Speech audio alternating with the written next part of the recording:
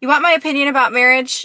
Let me give it to you. Every single one of them should come with a prenuptial agreement. You want to know why? Because if you get married without one, you actually still have one.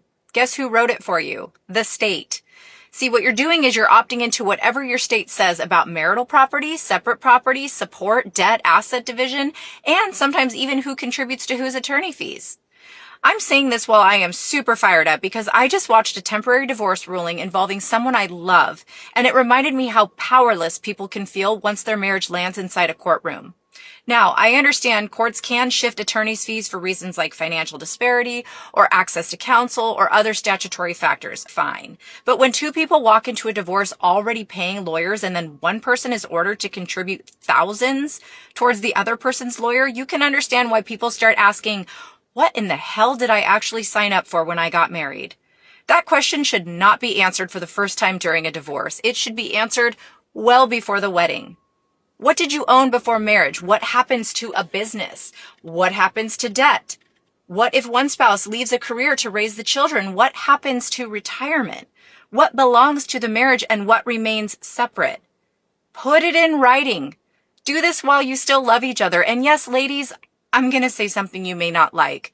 Marriage is not a frickin' meal ticket, and a wedding ring should not create automatic entitlement to everything another human being built before your ass arrived.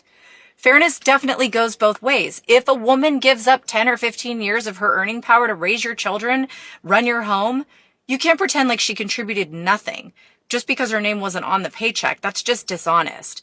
See, but that is why we need to have these agreements, and they need to be thoughtful. It's not that every man keeps everything. It's definitely not that women get half of everything. What did each person bring? What did they build? What did they sacrifice? What have we agreed to? We keep talking about how marriage is sacred. I agree. Marriage is a covenant before and under God.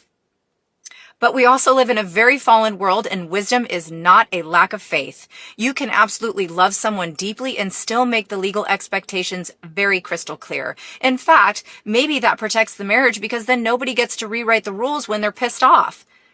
I've heard that younger couples are already figuring this out. More than half of engaged or married Gen Z and millennials in a recent Harris poll said that they all have a prenup. So no. Prenups should not be taboo. They should be talked about. They should be standard. Because if a marriage ends, nobody should discover in a courtroom that the contract they thought they made with each other was actually a contract they made with the state. Love can be unconditional, but the legal terms should not be invisible.